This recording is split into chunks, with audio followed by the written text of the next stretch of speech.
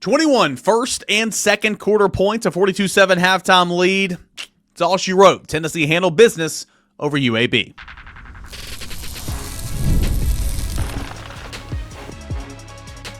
You are Locked On Vols, your daily podcast on the Tennessee Volunteers. Part of the Locked On Podcast Network, your team every day. Hey, good Monday morning, everybody. Welcome into Locked On Vols. I am your host, Cain. Thank you so much for being here, making Locked On Vols your first listen, your first watch. Each and every single morning, making it a part of your morning routine. We are a part of Locked On Podcast Network, where it is your team every single day. Today's episode is brought to you in part by our friends over at FanDuel. Right now, new customers can bet just $5, and if your bet wins, you'll get $300 in bonus bets to use across the app. Download the app today.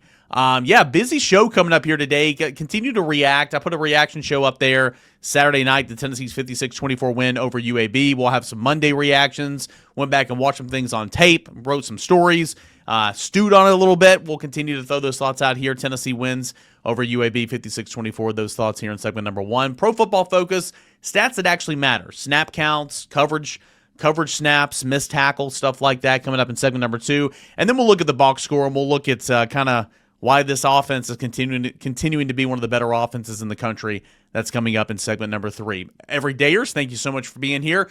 Tuesday's show, mailbag show, so send in those questions, those comments, those concerns at _Cainer, at Locked On Vols, and you can comment on this show on the Locked On Vols YouTube channel.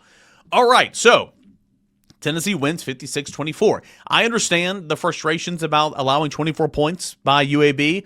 I get that. 26 points to Syracuse, 41 points to Georgia, 24 points to UAB, 17 points to ETSU. This is not the defensive statistical showing that I think anybody was expecting coming into this season. Now, shoulda, coulda, woulda, I get it. Game doesn't wait for nobody. I understand that. But nobody thought that Ricky Gibson was going to be missing extended time. And again, he's not going to be seen again this year on the football field for Tennessee. Jermon McCoy, of course, we knew he was going to be out for the first portion of the season. Didn't expect David Hobbs to miss so much time. Jackson Moy to miss so much time.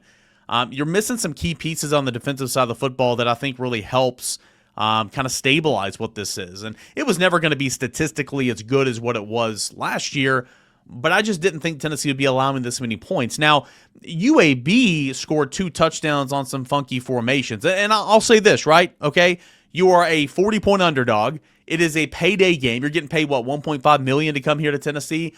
Do whatever you want, right? I mean, you have nothing to lose.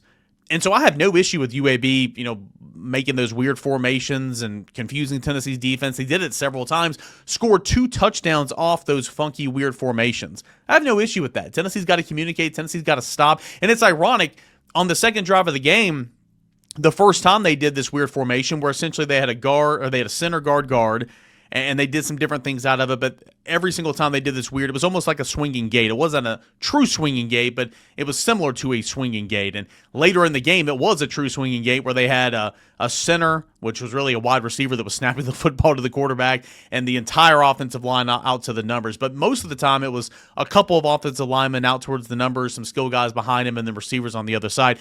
It just put stress on Tennessee's defense. They were forced to communicate and to pass off responsibilities and all that, and Tennessee did not handle that well, specifically on 2 of the scoring plays. One, in the second quarter, it was a 30-yard pitch and catch for a touchdown. Later in the third quarter, it was a 61-yard pitch and catch touchdown from Jalen Kitna to I forgot who was on the receiving end of that one. But nonetheless, is what it is. I mean, I don't think Alabama is going to line up in that. I don't think Arkansas is going to line up in that. But you still got to be able to communicate, and that's the root of the issue, right? Tennessee, after the Georgia game, whenever they met with the media, the players met with the media on Mondays and Tuesdays, they continue to say, we got to communicate better. We got to communicate better. We got to pass off our responsibilities. We got to make sure everybody is on the same page. And so the basis of this, formations aside, is communication. And Tennessee didn't communicate effectively enough. And so that was the reason for 2 of the touchdowns for UAB in this football game. The other one, they just, with Tennessee's backups in the football game, in the fourth quarter, they went down the field 80-some-odd yards and took shots to the end zone and found the end zone. I mean, again, Tennessee emptied the bench. And so you want to play young guys. You want to get those guys some experience so that whenever they are called on in a big-time situation, they're not They're not afraid of the moment. It's not like they haven't been out there before, but you are going to give a little when you play some freshmen and sophomore and some of these underclassmen or some of these reserves late in football games, and that's kind of the case. That's why, like, 17 points for UTC, that's why stats can be misleading. One of those touchdowns is when Tennessee turned it over at the 5-yard line, right? 3 points for UAB's 24 points was because Tennessee muffed a punt at the 30-yard line. It was a short field. So stats can be misleading, but I do understand it's frustrating seeing Tennessee give up 24 points to UAB. But having said all that, like, Tennessee did exactly what it was supposed to. I mean, 21 points in the first quarter, 21 points in the second quarter. It was 42-7 at halftime. The game was never in doubt. Tennessee came out there and scored on 7 on its first 8 possessions of the football game, which was an incredible number. I don't care who you're playing. I mean, that efficiency in finding the end zone, 7 of your first 8 offensive possessions found the end zone. I mean, that's good. That's really, really good. Joey Aguilar continues to look like one of the better quarterbacks in the SEC, and he did it against Georgia. He did it against Syracuse, which Syracuse is a little bit better than what we originally thought, right? And I know Clemson is down, and you hope for Steve Angeli. I mean, that at the time of this recording, don't know the extent of the injury, but, you know, when you go down like that with a non-contact, it's unfortunately, you kind of know what it is. You've seen it so many times, so, you know, thoughts and prayers to him. I hate to see that for any team, but Steve Angeli's a pretty good quarterback, and Syracuse is better than Clemson, and took it to Clemson. So you did it against Georgia for Joey Aguilar. You did it against Syracuse, which looks a little bit better now, a little bit better. ETSU, UAB, but, you know, John Mateer's doing it against Auburn and Michigan, and John Mateer deserves a lot of praise right now. Tennessee will see him later in the season, but Joey Aguilar, when you compare him to Lenore Sellers, who looked better yesterday, Arch Manning, who looked better against Sam Houston yesterday, DJ Lagway continues to struggle. Aguilar continues to look like one of the best quarterbacks in the SEC. And it's no, like there's no disputing that. There's no disputing that. His stats on the year so far, 12 touchdowns, 3 picks. 2 of those interceptions you can argue are not his fault. We're nitpicking here, but when a wide receiver falls down, and then yesterday when a DB puts his hand in there and pops the football up in the air, and it's in the air for what felt like an eternity, it was just a good play. Tip your cap, right? I have no issue with any of the 3 interceptions he's thrown this year. But he's thrown for over 1,100 yards, 12 touchdowns. He's ran the football effectively. Joey Aguilar did just that early in the football game, 15-22. His 39-yard or whatever it was touchdown dime to Mike Matthews, just beautiful. I mean, you want to talk about dropping it into a bucket. What a beautiful throw. What a good catch, but what a beautiful throw. He continues to show what he's all about. And, you know, They tried to take some deep shots into pad his stats a little bit in the second quarter, and some of those were misfired, but all of them were catchable. And some of them, one more to Mike Matthews in the front corner of the north end zone, left pylon. Man, he should have caught that. That should have been another touchdown, and that would have been another 20-plus yard explosive play touchdown. It would have been the second of the game for Tennessee. But nonetheless, shoulda, coulda, woulda. You're never going to be perfect, right? But Aguilar looked good, 15-22 on the day, 3 touchdowns, 1 pick. Tennessee got the run game going, and you better, right? You better. This is a defense that was allowing 218 yards on the ground. Tennessee rushed for 235. Good. Like, you better have handled that side of things. I'll get into specific player distribution here in a moment. Shout out Peyton Lewis. Said we need to get him going, and Tennessee got him going a little bit. Tennessee's receivers continue to look good. Tennessee defensively, I spoke on it a little bit, but still a couple sacks. What was it, 3 sacks? 3 sacks, 9 TFLs. Boo Carter, who I thought had a very poor first half, and then muffed that punt. And he was getting an earful from Willie Martinez on the sideline because he allowed another 3rd down conversion. Had a day to forget. And then he turned the tide a little bit. This was in the first half, but he had a 34-yard punt return that set up a Tennessee score. And then in the third quarter, he, on back-to-back plays, forced 2 fumbles, the latter of which was a scoop and score touchdown for Caleb Beasley. Give credit where credit's due. I thought Boo Carter bounced back a little bit, and you hope this is something that can spark him to play some pretty good football here in the heart of SEC schedule, because Tennessee needs Boo Carter. Tennessee does not need the liability of Boo Carter on the defensive end. Tennessee needs the playmaking, confident Boo Carter out there on defense. And you saw that in the second half. And Tennessee, to its credit, kept him in the football game, and he played every snap with the reserves, in the fourth quarter. Good. He needed to, and I thought he responded. I do think that he responded the right way. Again, we'll continue to look at this. We'll get to Pro Football Focus here in segment number 2. But overall, end of the day, Tennessee won by 32 points. Tennessee did exactly what it was supposed to, put the game away in the first half, put the game away in the first quarter, and the Volunteers cruised to a 56-24 win over UAB on a Saturday afternoon at Neyland Stadium.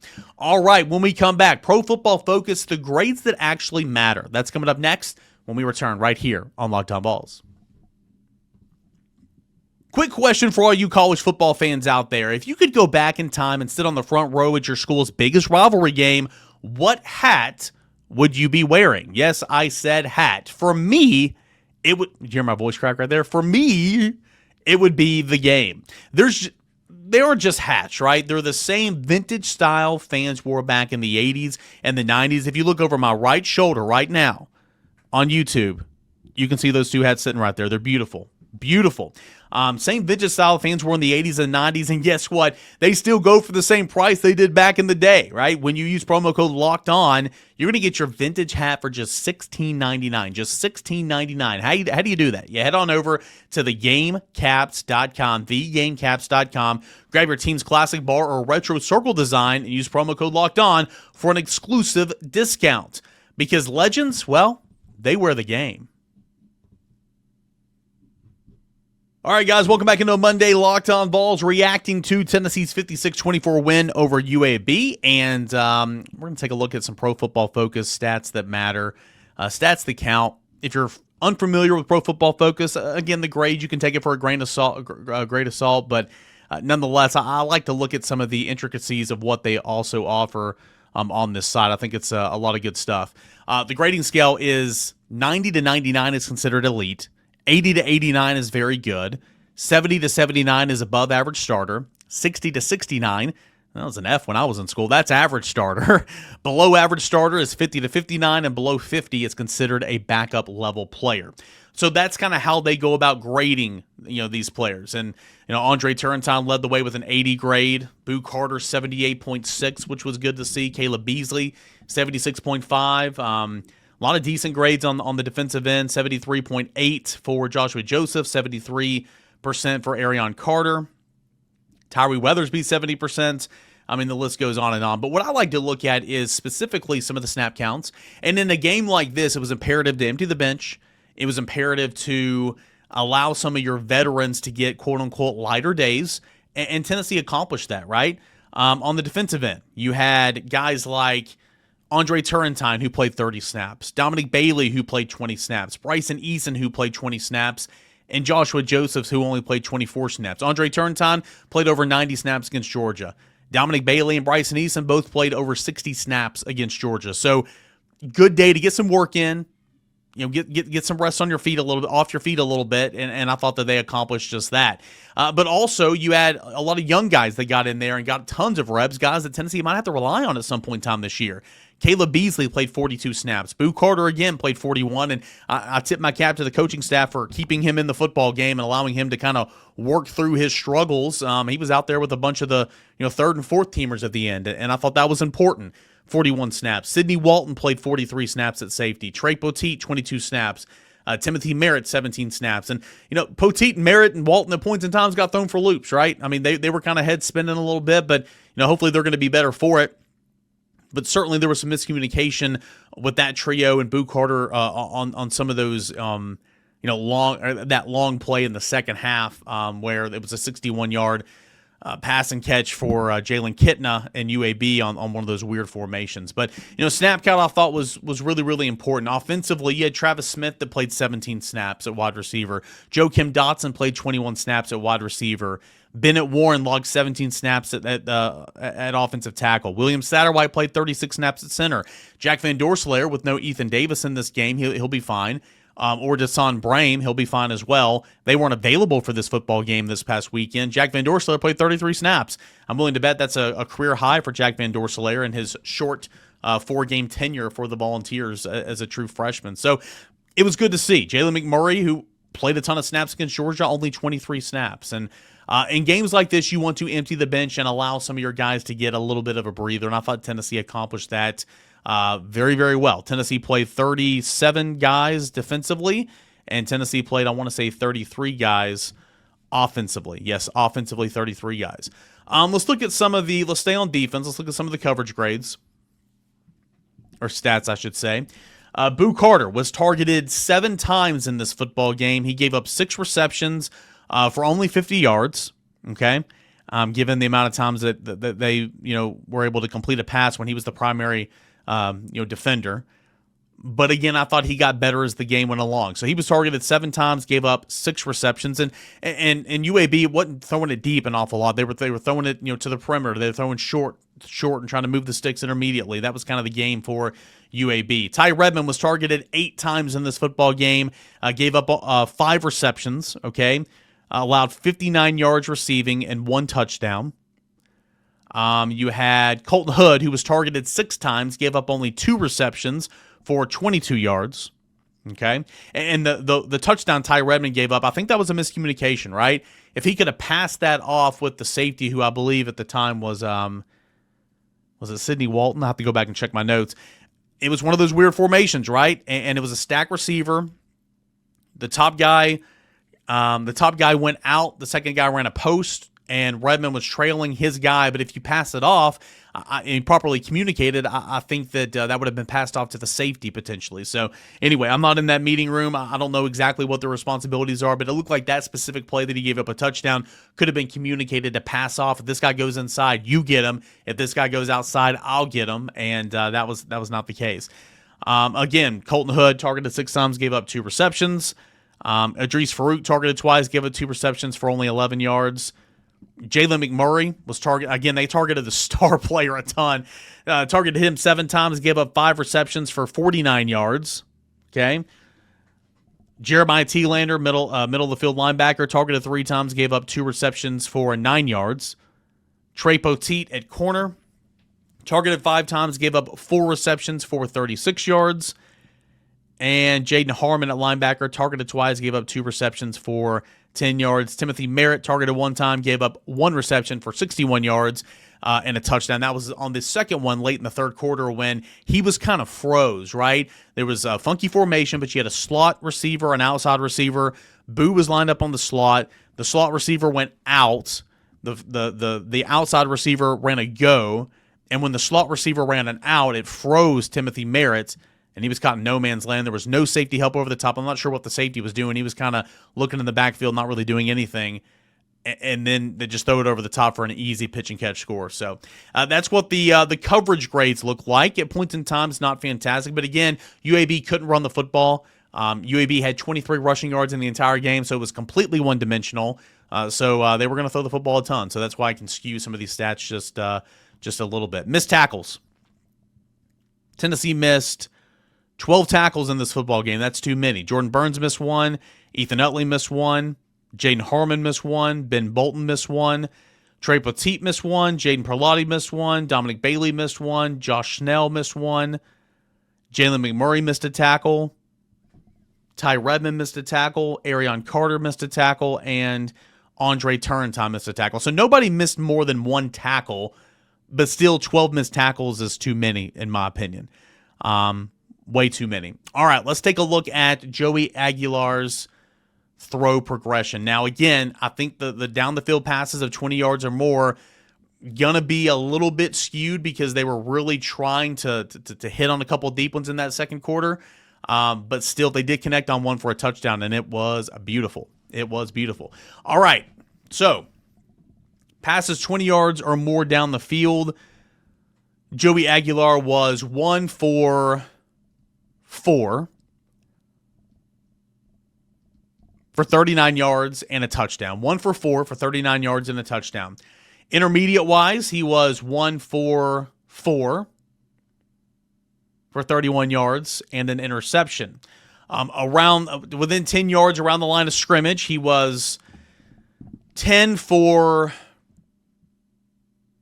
10. He was 10 for 10 for, I'm not going to do the math here in my mind, but it was well over 100 yards and a touchdown. That Utah pass to Star Thomas was beautiful on 3rd and 6, by the way. Showed great patience. That got him in the end zone. He was 3 for 4 in passes behind the line of scrimmage as well. He continues to look accurate, right? He continues to be really, really sharp. He was kept clean on 86.4% of dropbacks. Under pressure, only 13.6% of dropbacks. He was blitzed only 18% of the time. And when he was under pressure, I like this. When he was under pressure, Joey Aguilar was 2 for 3 for 21 yards. One time, he absolutely shedded a sack and kept his eyes downfield, threw the football, took a lick, and when he let go of it, and it was a nice completed pass. I think it was for a first down.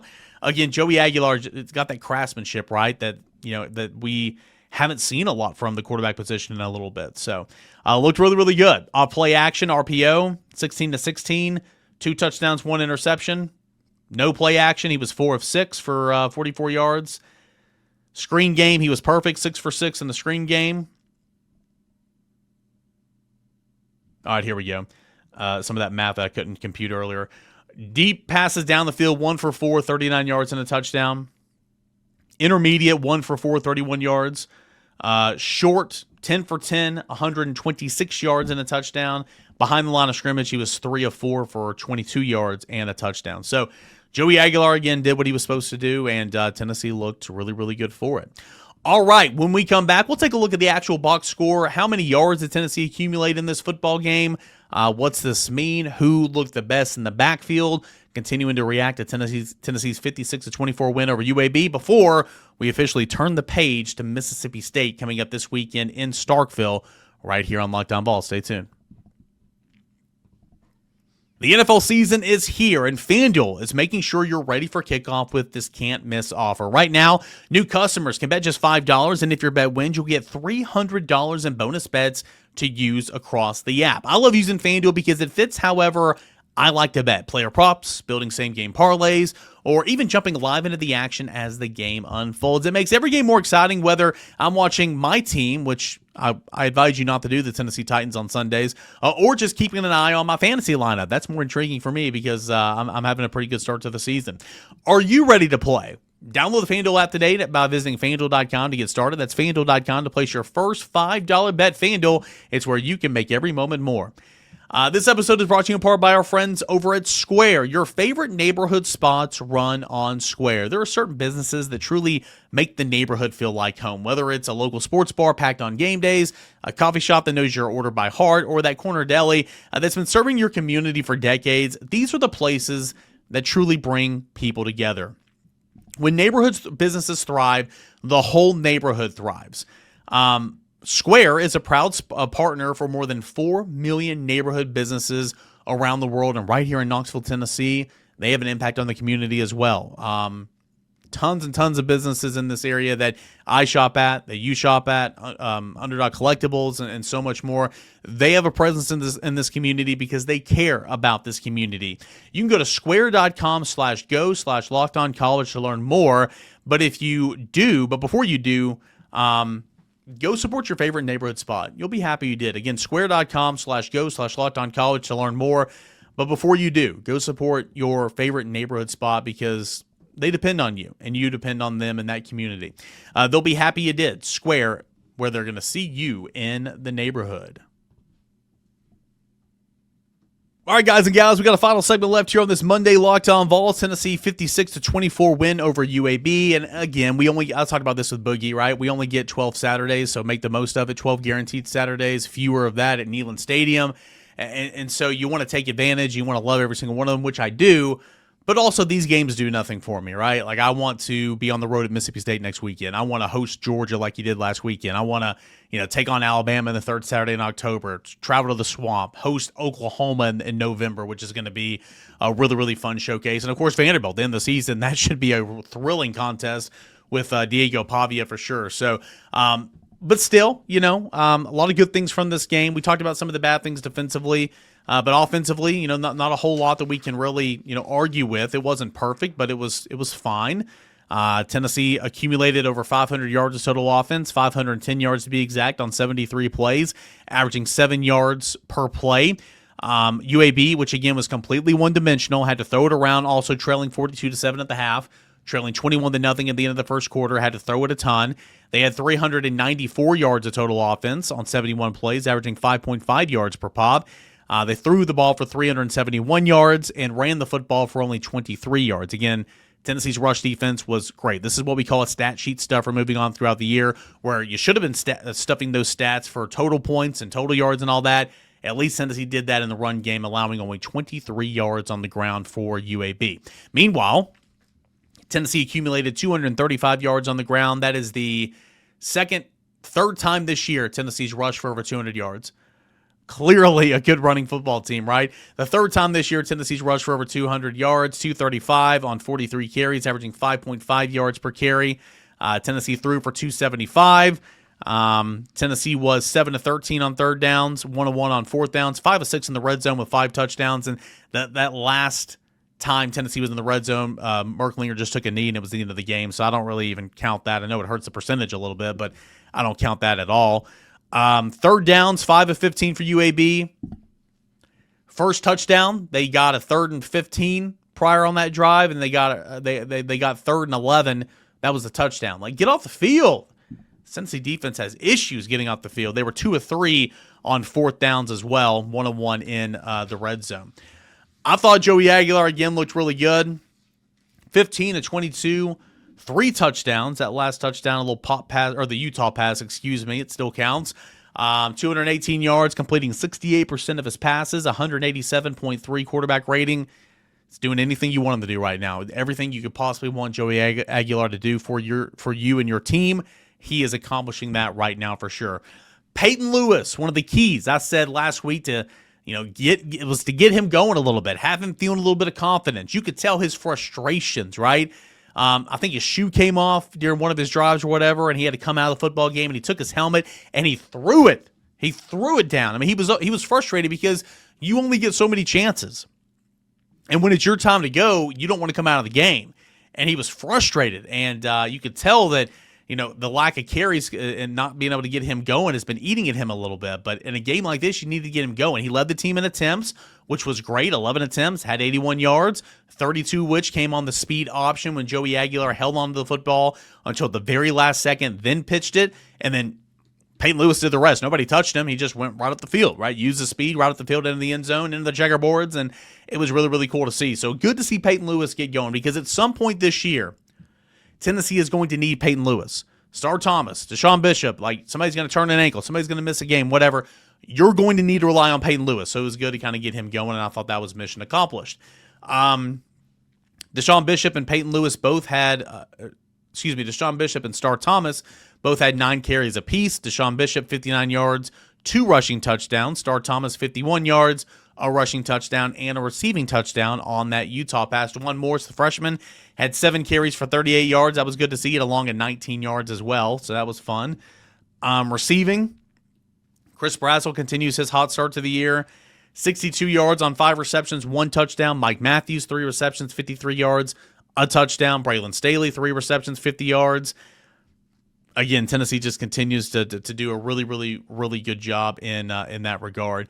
Defensively, Boo Carter led the team in tackles. Again, he had part of a game to forget, but he finished strong, and I'm going to give him props for that. 9 tackles, 3 tackles for loss, 1 sack, 2 forced fumbles, a 34-yard punt return. He impacted the game at points negatively, but also, again, he finished stronger than he started, so I thought that was good. Jalen McMurray, 6 tackles. You had McMurray, Marion Dye, Isaiah Campbell, and Nathan Robinson all combined for half a sack each. 3 TFLs for Boo Carter, 2 TFLs for Jalen McMurray, half a TFL for Jeremiah Thielander, Christian Gass, who made his career debut. That was good to see. Marion Dye, Tyree Weathersby, Carson Gentle, Isaiah Campbell, Dominic Bailey, Nathan Robinson. All those guys had half a TFL. And overall, Tennessee had 9 TFLs on the game. So Tennessee already up to, I had this stat earlier today. 1 second. Tennessee's already at 15 sacks on the season, just through 4 games. Last year, Tennessee had 29 all year long. So that's great to see. That is fantastic to see, for sure. So anyway, again, not a whole lot we can say from this game. It just kind of is what it is, but Tennessee handled it the right way throughout the week, was mature, got in, got out, emptied the benches, and this game was never in doubt. 21 points in the first quarter. Defense played very well in the first half. 21 points in the second quarter, and then let off the gas and allowed all the young guys to get in there and play for the Volunteers in the second half. 56-24 the final score, and now the 3-1 Volunteers can officially flip the script, look ahead to Mississippi State on the road, where it is so hard to win on the road in this league. It's been the bugaboo for Josh Heupel since becoming Tennessee's head coach. But again, I don't care who you are. Kirby said it last week. It is so incredibly tough to win on the road in this league. Excited to see how Tennessee handles that environment in Starkville with the Cowbells next week. And, of course, we'll preview it every single step of the way right here this week on your Locked On Vols. Guys, appreciate you so much for being here. Get in those questions, those comments, those concerns for your mailbag show coming up tomorrow on your Tuesday Locked On Vols. Appreciate you guys and gals. Until next time, this is Locked On Vols.